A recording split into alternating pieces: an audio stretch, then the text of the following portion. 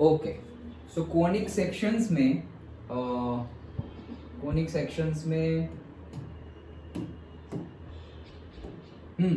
Conic sections में हम last topic पढ़ रहे हैं, that is hyperbola. We have seen circle, we have seen parabola, last exercise में we have seen ellipse. Okay, now we are going to discuss hyperbola. अगर parabola भी आ गया है और साथ में इलिप्स भी आ गया है तो हाइपरबोला भी बहुत ही इजी है. ओके, चलो डिस्कस करते हैं. इसमें क्या है, पहले तो दिखता कैसा है. तो ये जैसे पैराबोला दिखता था वैसा ही दिख रहा है, लेकिन दोनों साइड होगा. जस्ट लाइक पैराबोला हम कैसे ड्रॉ करते थे, ऐसे ड्रॉ करते थे, लाइक दिस. ओके, पैराबोला ऐसे ड्रॉ करते थे. तो इसको दोनों साइड ड्रॉ करना है, लेकिन वर्टेक्स से नहीं करना है, दूर से करना है, लाइक दिस. कैसे, तो यहां से ऐसे किया और यहां से ऐसे किया. ओके, तो ये है हमारा हाइपरबोला. इंजीनियरिंग अगर तुम चूज करोगे तो इंजीनियरिंग में ये सब ड्राइंग आता है. ये बनाते कैसे, इतनी बड़ी शीट पर A4 साइज का पेपर होता है ना हमारा, A3 A2 साइज की शीट होती है, वो उससे भी बड़ी होती है, A4 से बड़ी. उस पर ड्रॉ करना होता है पूरा का पूरा hyperbola, conic sections, different conic sections. तो वहां पर एटलीस्ट तुम्हें ये आइडिया भी है, जो ले ना ले उसकी बात है, लेकिन वो जो भी स्टूडेंट पढ़ रहे हैं इंजीनियरिंग में subjects, engineering graphics, engineering design subject आता है, सबको ही पढ़ना है. तुम्हारी कोई भी ब्रांच हो, ब्रांच तुम्हारी कोई भी हो इंजीनियरिंग में, भले ही तुमने कंप्यूटर साइंस ले लिया हो, लेकिन फर्स्ट ईयर में सारे कॉमन सब्जेक्ट्स होते हैं. ओके, वो कॉमन सब्जेक्ट में ये है engineering graphics, engineering drawing. First year में मैथ्स भी आएगा, फिर से फर्स्ट ईयर में फिजिक्स केमिस्ट्री भी आएगा, फिर से जो हम 11th-12th में पढ़ रहे हैं वही सेम फर्स्ट ईयर में, हाँ, पूरे फर्स्ट ईयर सेकेंड सेम में. तो वो बहुत ईजी है एक्चुअल में. ओके, तो बहुत बढ़िया भी है. क्यों? क्योंकि अगर 11th-12th का बेसिक अच्छा है तुम्हारा तो वो तो कुछ लगेगा ही नहीं, अरे यार इंजीनियरिंग तो बहुत ईजी है. एक्चुअल में ईजी भी है अगर तुम प्रिपरेशन करते रहोगे. तो अगर तुम 11th-12th 9, 10, 11, 12 में जो प्रिपरेशन कर रहे हो ना, वैसी प्रिपरेशन अगर तुम कंटिन्यू रखो अगर, तो इंजीनियरिंग बहुत मतलब मस्त के जैसा एकदम इजीली बहुत मजे से खत्म करोगे.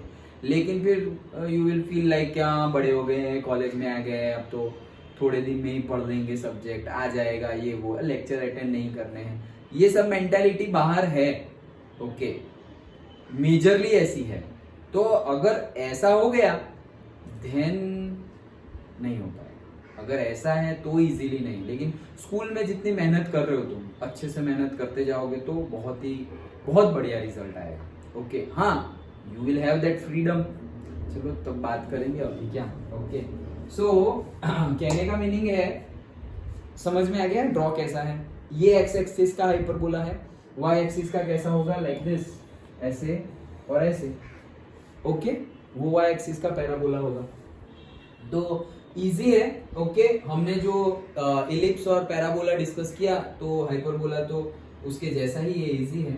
देखो, फर्स्ट ऑफ ऑल जो हमारे फॉर्मूलाज हमें याद रखने हैं, दे आर लाइक जो अभी हमने याद रखा था, कौन सा, इलिप्स में a² = b² + c², ऐसा याद रखा था. तो अब आएगा c² = a² + b². ओके, अभी जैसे कि ये सब रब कर दे रहा हूं. अभी हमने क्या पढ़ा था, इलिप्स में a² = b² + c². ये कब की बात थी, ऐसे हॉरिजॉन्टल इलिप्स है.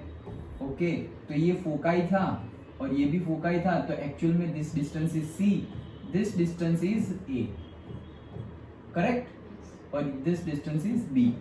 तो जब a बड़ा था, सबसे बड़ा a ही है. देखो, तो a जब बड़ा था तो हमने a² = ये याद रखने के लिए, समझ अंदर बैठ जाए इसलिए, कंफ्यूज ना हो इसलिए बता रहा हूं. तो a² = b² + c² ले लिया, डन. अब हमारा c बड़ा होगा. अब हमारा क्या बड़ा होगा, c बड़ा होगा. इसलिए अब हम क्या इक्वेशन लेंगे, c² = a² + b². c कैसे बड़ा होगा, देखो, सपोज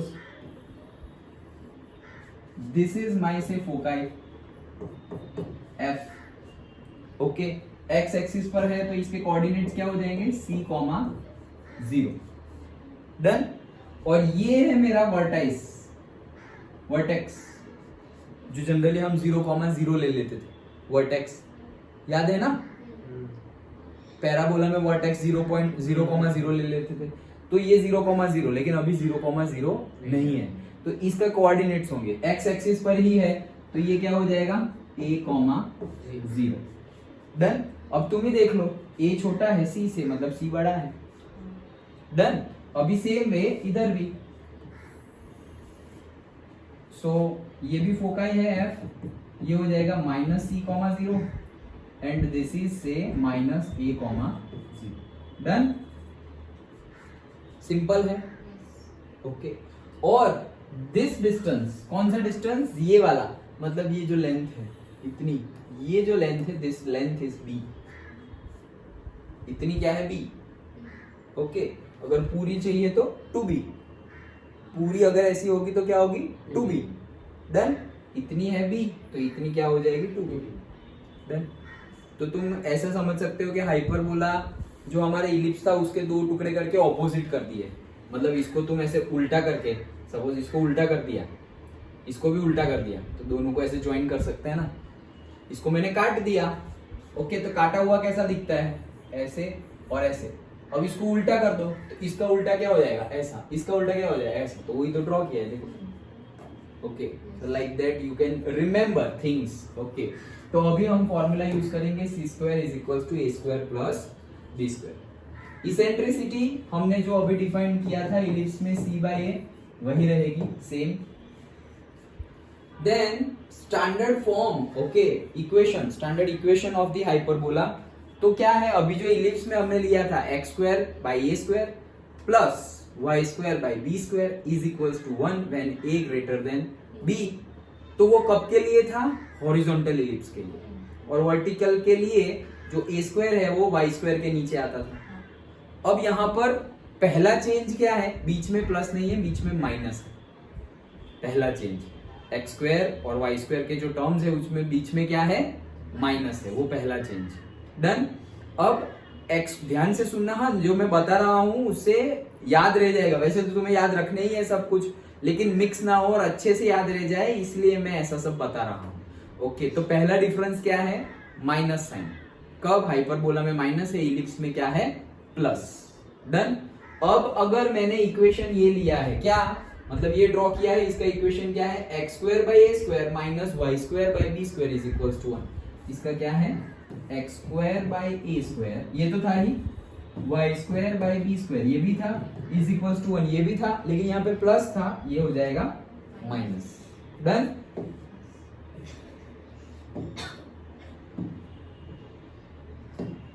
समझ में आ गया, ओके।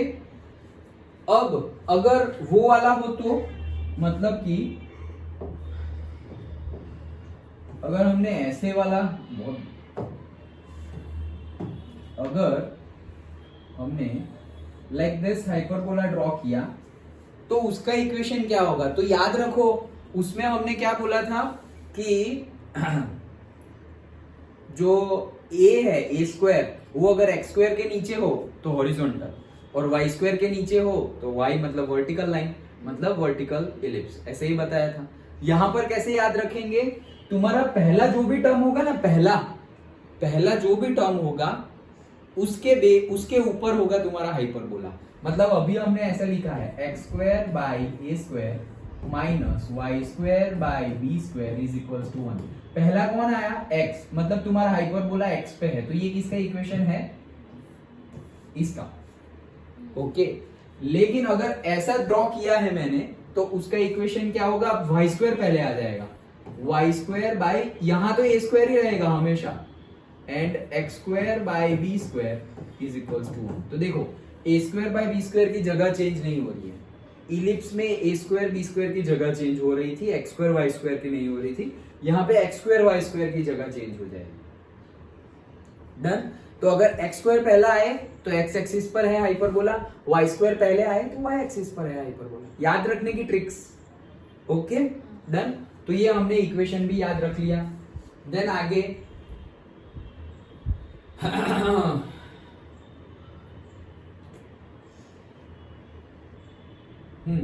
अगर देखो यहाँ पे बोला गया है नोट में, if a is equal to b is called an equilateral hyperbola. अगर a और b दोनों सेम हो जाए, a और b क्या हो जाए, दोनों सेम, जैसे लास्ट टाइम तुमने क्वेश्चन पूछा था, तो a और b अगर सेम हो जाते अगर लास्ट टाइम, तो हमने बोला था वो सर्कल बन जाता क्योंकि इलिप्स था।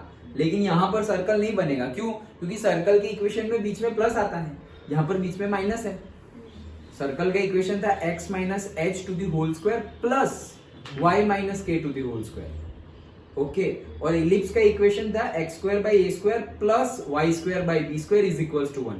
तो अगर a स्क्वायर और b स्क्वायर मान लो 1 ही है, a भी 1 है, b भी 1 है, तो इक्वेशन क्या बना, x square plus y square is equals to 1। तो वो तो सर्कल ही बन जाएगा फिर। लेकिन यहां पर सर्कल बनेगा नहीं, तो उसको क्या बोलते हैं, इक्विलेटरल हाइपरबोला। कब? जब a और b दोनों सेम हो तब, एक मार्क में पूछा जाए तो। दूसरा भी है, देखो, the standard equation of hyperbolas have transverse and conjugate axis as the coordinate axis and the centre of origin. मतलब क्या है कि हाइपरबोलास की एक्सिस होती है, अब हम एक्स एक्सिस वाई एक्सिस ना बोलकर ऐसा बोलेंगे, transverse axis and conjugate axis. Okay, तो ट्रांसवर्स एक्सिस मतलब क्या, जो एक्सिस पर वो है उसको हम ट्रांसवर्स एक्सिस बोलेंगे, और जो एक्सिस पर वो नहीं है उसको हम कॉन्जुगेट एक्सिस बोलेंगे। तो अगर मैं बोलूं for this hyperbola what is the transverse axis, तो वो y एक्सिस पर है, तो y एक्सिस को बोलेंगे हम ट्रांसवर्स एक्सिस, और x एक्सिस को बोलेंगे हम कॉन्जुगेट एक्सिस। डन? जिस पे नहीं है वो कॉन्जुगेट है। जैसे कि ये वाला था, तो ये x पर है, x पर है मतलब x एक्सिस ट्रांसवर्स है और y एक्सिस कॉन्जुगेट है।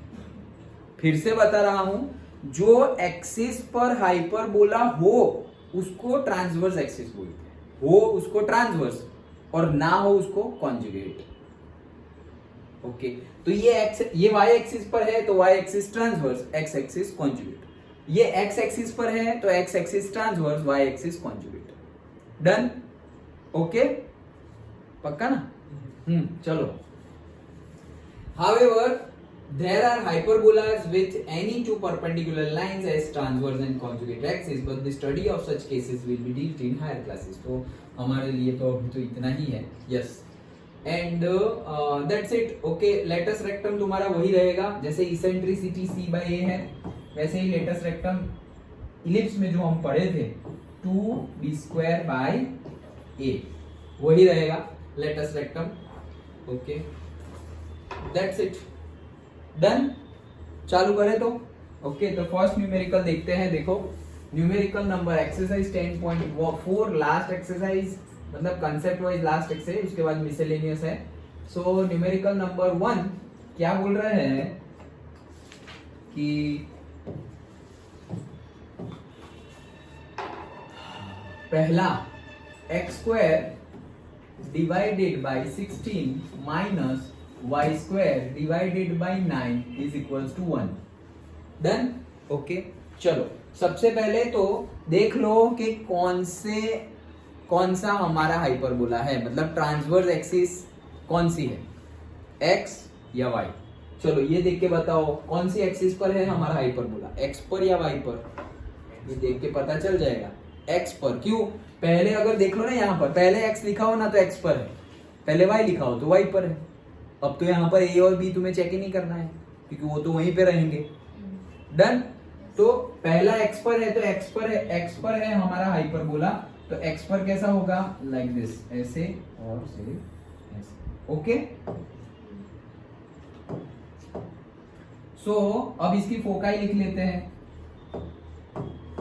तो this is my foci and this is another foci. f1 तो इसका हम ले लेते हैं -c,0 एंड से f2 that is equals to c,0। ये हो गया मेरा पॉइंट, वर्टेक्स बोल दो। ओके, तो वो रहता है -a,0 and this is a,0। Okay, और ये b भी है, ठीक है। अभी मुझे ढूंढना क्या है, find the coordinates of the foci. Foci के कोऑर्डिनेट्स निकालो। पहले तो मैं हमारे मेन जो हमारा ये हाइपरबोला है उसका इक्वेशन लिख लेता हूं। तो उसका जनरल इक्वेशन है x square by a square minus y square by b square is equals to 1।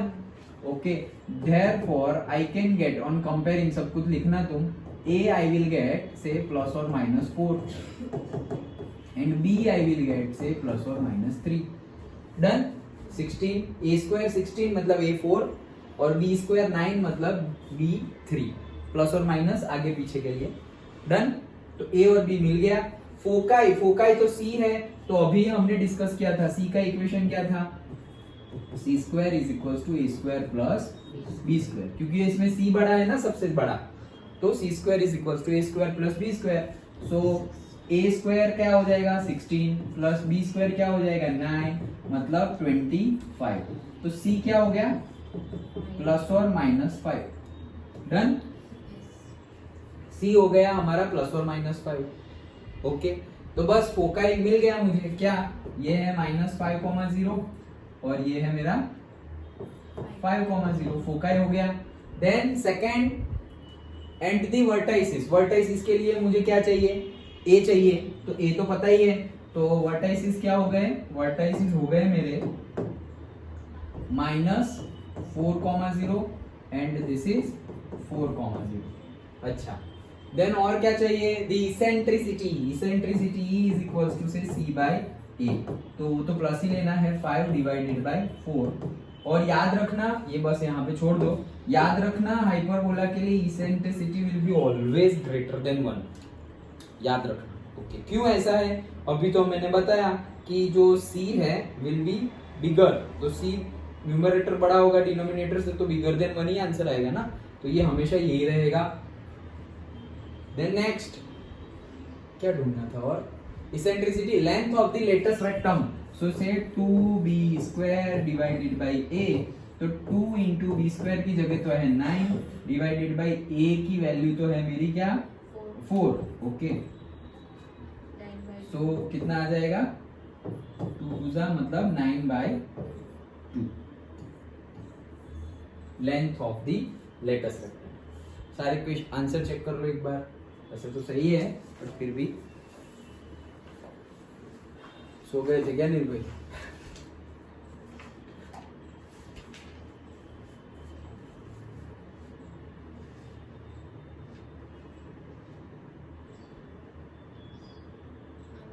Okay, समझ में आ गया? तो ये था हमारा फर्स्ट न्यूमेरिकल। अभी देख लो आगे करवाऊं या फिर तुम करोगे, अदरवाइज मैं करवाऊंगा, टेंशन मत लो। ओके, पहले मैं यहाँ पर लिख देता हूँ, देखो y square by 9 minus x square by 27 is equal to 1। ये तो समझ, इतना तो समझ में आ गया ना पहला वाला। ठीक है, तो एक नया वीडियो